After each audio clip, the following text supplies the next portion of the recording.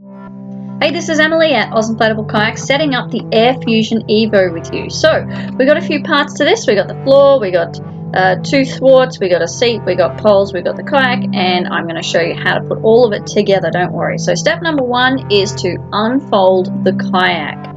It's quite a long kayak, it's about 4 meters, which is one of the reasons it goes so fast. Then we're going to stick the floor in. So the floor is actually not quite rectangular. You want the slightly fatter bit to be where your bum's going to be, and then the bit with the hole to be where your feet are going to go, so towards the bow. So you can see the direction that I'm sticking that in then. And you just want to kind of shove it in, but you'll have a chance to perfect the position later. But what we're going to try and do is get these loops to come up through the hole in the floor. And this is the loop that you want to come up through the floor. It's a Velcro loop that's going to go around the pole structure when we install the poles. Next we're going to install the bow and stern separators. You only need to do this the first time. You can leave them in the kayak. Once you've installed them once, they just stay there forever and you just inflate them and deflate them. And what they do is just open up that bow and stern to give it a little bit of an angle as you're paddling. Okay, so they go in easily in between those main chambers. And then you want to make sure that the hose is you've got easy access to inflate. It takes all of, half a breath to inflate them. It's not hard, but you want to make sure you've got access to the hose. That's it there, that's the hose. It's got a little twist valve on the end, nice and easy. Okay, so now we're going to set up the poles. They're a bit like tent poles in the sense that they come with elastic between them. So you see how I don't have to know which parts go together. And they're all numbered. You can see that's the number, that's pole number 1, and it says on it that it's pole number 1. So when you're doing the assembly, you don't have to figure out which pole goes where. They tell you and it's written on there. That's pole number 4. The pole number 4 is going to go in the deck and actually lift the deck up so that any water that drips on it will go straight off. Pole number 2.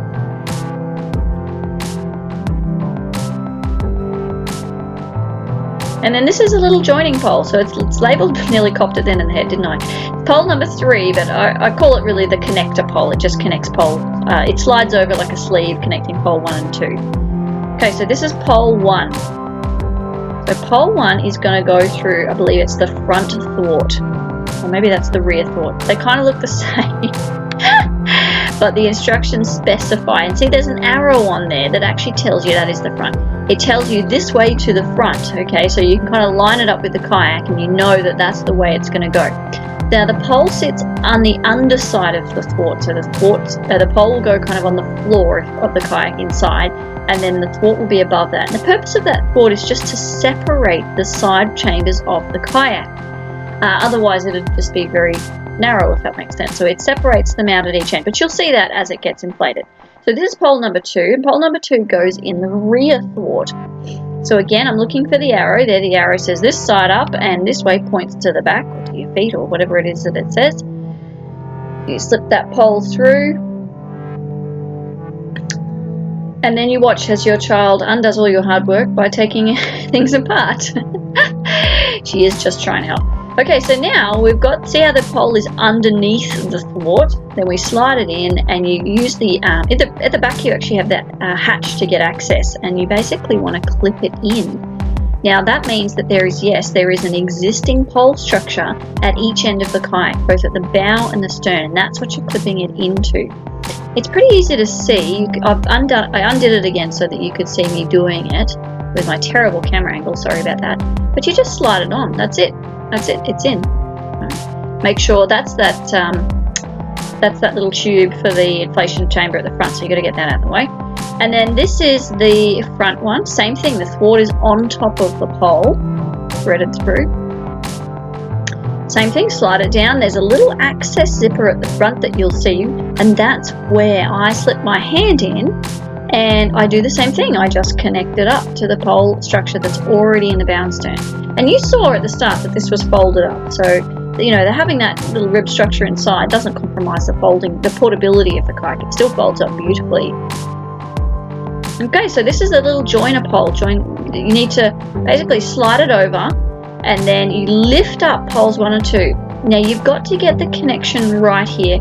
They're designed to kind of slot into each other, and I didn't have the slot quite right, so at some point I had to pull it up and push it down again, here I am, I'm just sort of realigning it. And once you get it, it kind of clicks. Now I've got the audio turned off, but I'm listening for that little click where it basically fits in. And it's tight, right? You can see me, it's making the kayak taut, but that is what we want, okay? It needs to be taut.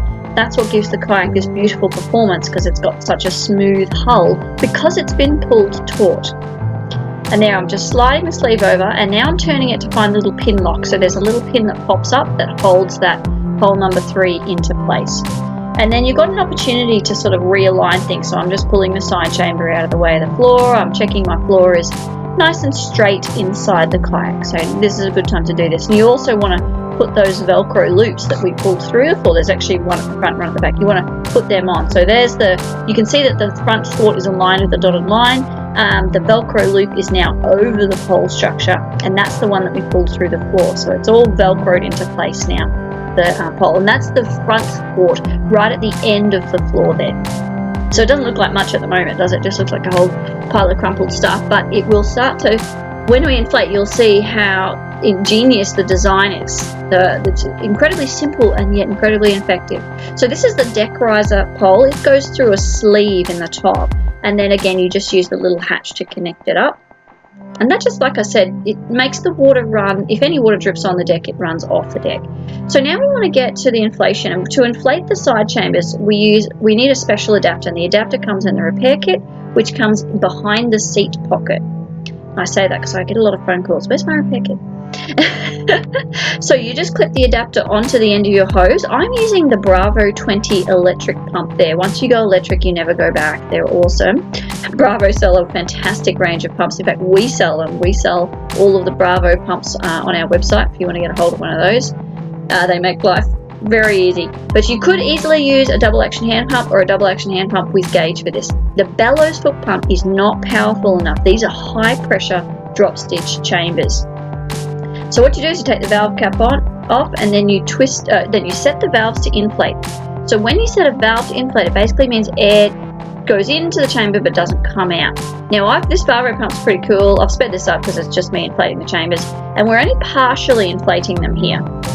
Basically because we want to get the thwarts sorted out before we inflate them to the maximum pressure.